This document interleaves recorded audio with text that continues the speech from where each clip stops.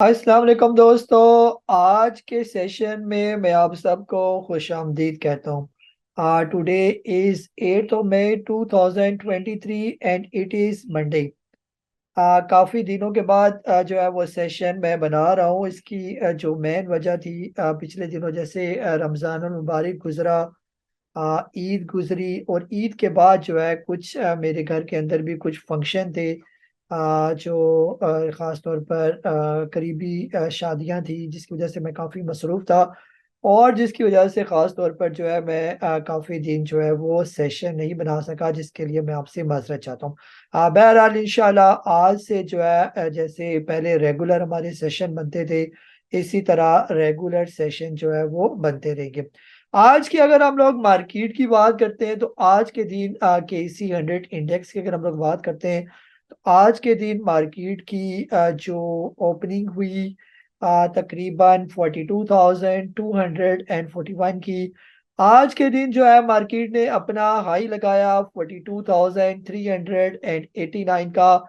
आज के दिन मार्केट ने जो अपना लो लगाया 41,767 का। और आज के दिन मार्केट की क्लोजिंग हुई 41,700 सॉरी 41,829 की। तकरीबन 412 पॉइंट मार्केट आज के दिन नेगेटिव क्लोज हुई।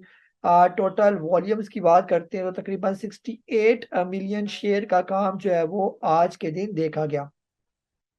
आज की कैंडल की बात करते हैं तो हमें बियरिश मोरोबाजो कैंडल जो है वो नजर आ रही है। पिछले कुछ दिनों से मार्केट के अंदर एक अच्छा पॉजिटिव रुझान चल रहा था। जैसे यहाँ पर अगर हम लोग बात करते हैं तो मार्केट ने तकरीबन अपना लो लगाया था 4 अप्रैल 2023 में, और उस वक्त मार्केट का लो लगा था 39,482 का।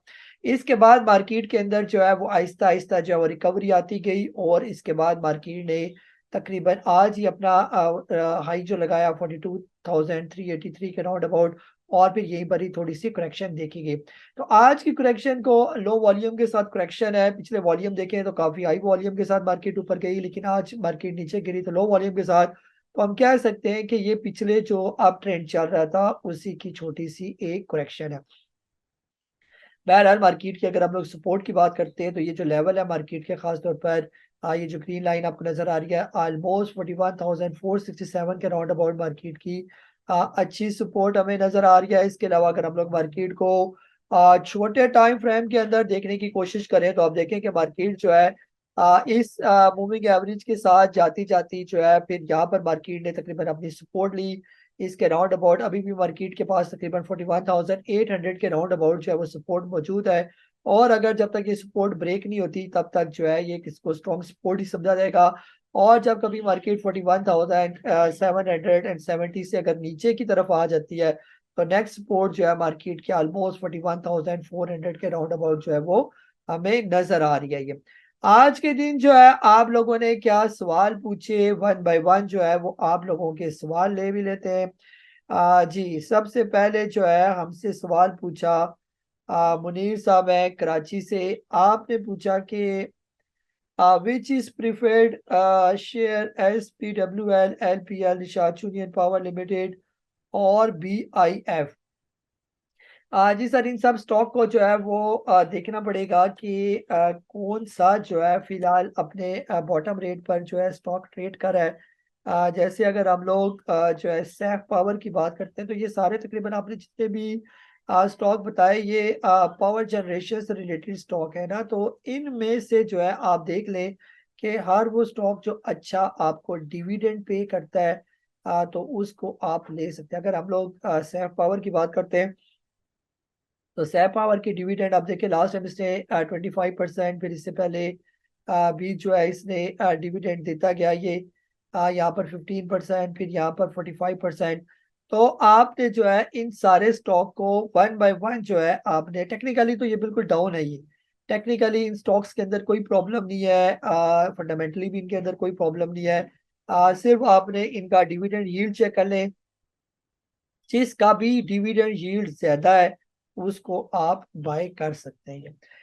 जी दाऊद साहब है मदीना मनवरा से, आपने पूछा कि please give your analysis regarding Capco accumulation form. बिल्कुल सर, कैपको जो है अगर आप डिविडेंड के शौकीन हैं, डिविडेंड पॉइंट ऑफ व्यू से लेना चाहते हैं, तो कैपको जो है वो डिविडेंड यील्ड में ऑलमोस्ट टॉप में आता है, जो एक अच्छी परसेंटेज के साथ डिविडेंड देता है ये। तो अगर हम लोग टेक्निकली भी बात करें तो टेक्निकली भी जो कोट अदू पावर है वो ऑलमोस्ट अपने बॉटम रेट के करीब मौजूद है। 23.61 पर ये ट्रेड कर रहा है, और इसका डिविडेंड जो है तकरीबन साल का अगर आप कैलकुलेट करें तो 7 रुपये, 7.5 8 रुपये के राउंड अबाउट जो है। जैसे लास्ट टाइम इसने 35% दिया, फिर उसके बाद 35%, तकरीबन 7% के राउंड अबाउट इसने पिछले साल डिविडेंड दिया। फिर इसके अलावा इससे पहले की अगर हम लोग बात करते हैं तो यहाँ पर भी जो है वो इसने 5% का और 4% का, 9% का तकरीबन पिछली दफा जो है उससे पिछले साल का डिविडेंड है। तो ये साल में 2 दफा डिविडेंड देता है, और इसके डिविडेंड की जो है वो यील्ड जो है वो बहुत जबरदस्त है। ये तो कैपको जो है बिल्कुल लिया जा सकता है, कम्पलीट किया जा सकता है, लॉन्ग टर्म के लिए रखा जा सकता है। और ये तकरीबन 3 से 4 साल के अंदर अंदर जो पैसा आपने कैपको के अंदर इन्वेस्ट किया होगा वो आपको डिविडेंड की शक्ल में जो है वो आपको रिटर्न दे देगा। ऊपर जो जाने की जो इसकी कैपेसिटी है वो जरा इसकी स्लो है, यानी कि कैपिटल गेन इसका स्लो है, लेकिन इन टर्म ऑफ डिविडेंड जो है ये आपको 3 साल में आपके पैसे पूरे कर देगा ये। जी वकार साहब है वॉक एंड से, आपने पूछा कि नेशनल फूड जो है, नेशनल फूड जो है सेलिंग वॉल्यूम इंक्रीज आपने बाई किया हुआ है 101 का। सर जो फूड सेक्टर है खास तौर पर, उसके कुछ स्टॉक जो है आइडियल किस्म के रेट पर हैं और बहुत अच्छे हैं, जिसमें खास तौर पर नेशनल फूड हो गया, कोलगेट हो गया, इसके अलावा जो है मिचल फ्रूट हो गया। तो ये स्टॉक काफी जो है ये अट्रैक्टिव है ये। आप ये छोटे से सेलिंग वॉल्यूम की वजह से परेशान हो गए होंगे, लेकिन आप ये चेक करें कि यही नेशनल फूड जो है तकरीबन अपने ऑल टाइम लो पर जो है ये ट्रेड कर रहा है ये। ओवरऑल जो है हमारी मार्केट डाउन है, अभी से डाउन है, तकरीबन 1.5 2 साल से मार्केट ओवरऑल डाउन है।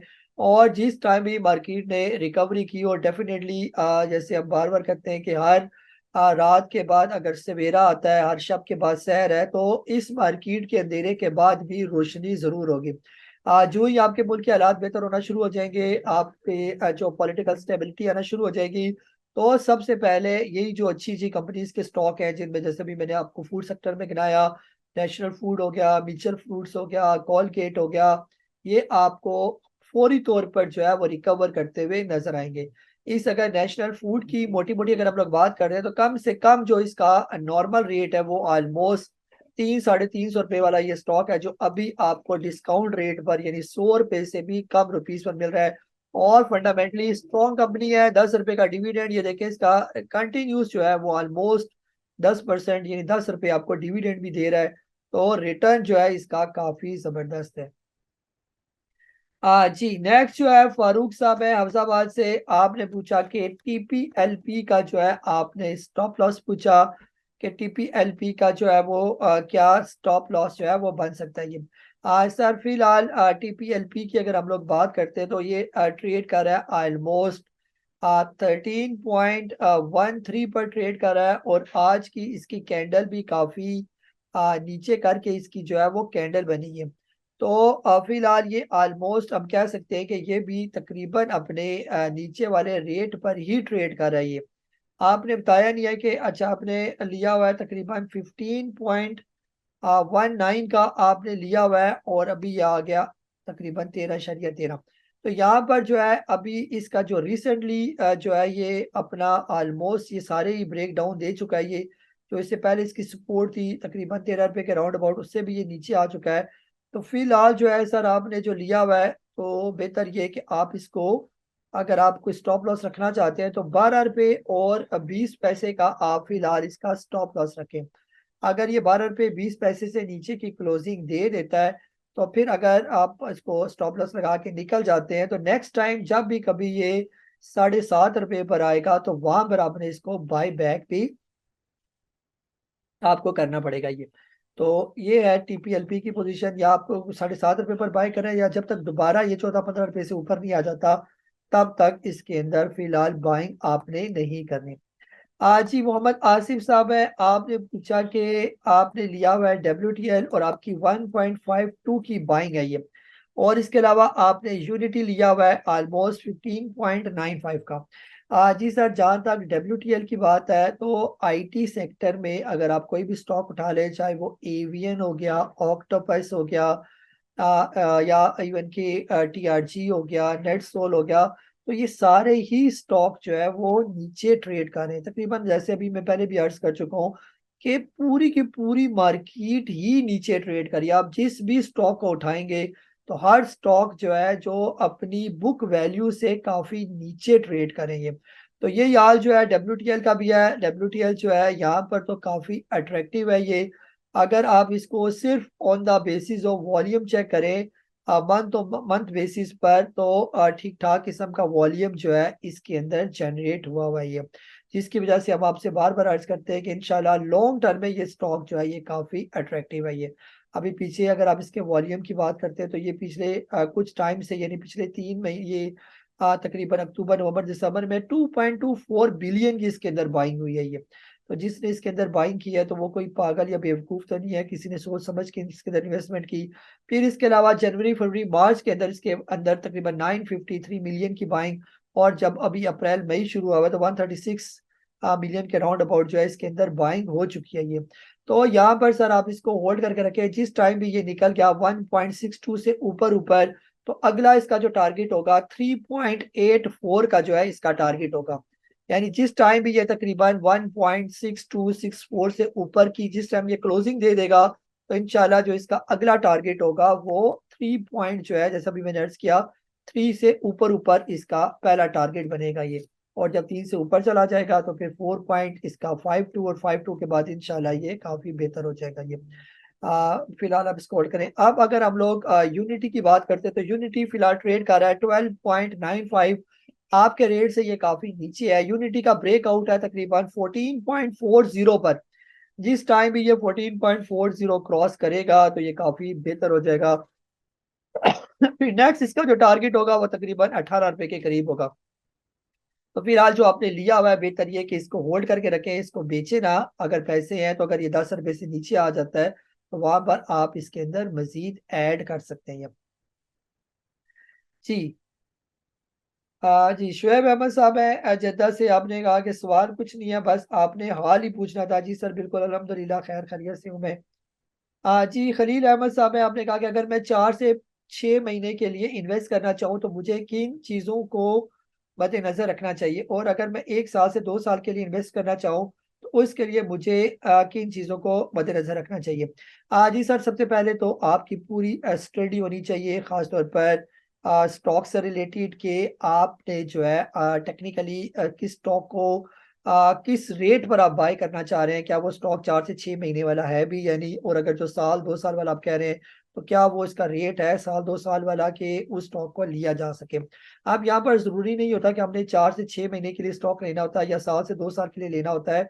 जब भी स्टॉक जो है हमारे टारगेट को पहुंच जाता है तो वहां पर हमने हर सूरत प्रॉफिट टेकिंग करनी पड़ती है।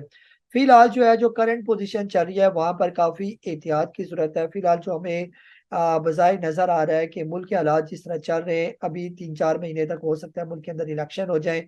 जब तक प्रॉपर मुल्क के अंदर एक पॉलिटिकल स्टेबल गवर्नमेंट जो है नहीं आ जाती, तब तक मार्केट थोड़ी सी जो है वो लैक लस्टर सी रहेगी। वॉल्यूम वैसे ही मार्केट के अंदर ऑलरेडी बहुत ज्यादा श्रिंक है, जैसे हम लोग पहले भी अर्ज कर चुका हूँ मैं कि तकरीबन 1.5-2 साल से मार्केट जो है वो डाउन ट्रेंड में चल रही है। और उस तरह वॉल्यूम जो पहले पहले 600 700 800 मिलियन शेयर का काम होता था नॉर्मल केस इंडेक्स में, वही 100 मिलियन, आज जैसे 63 मिलियन के राउंड अबाउट काम हुआ।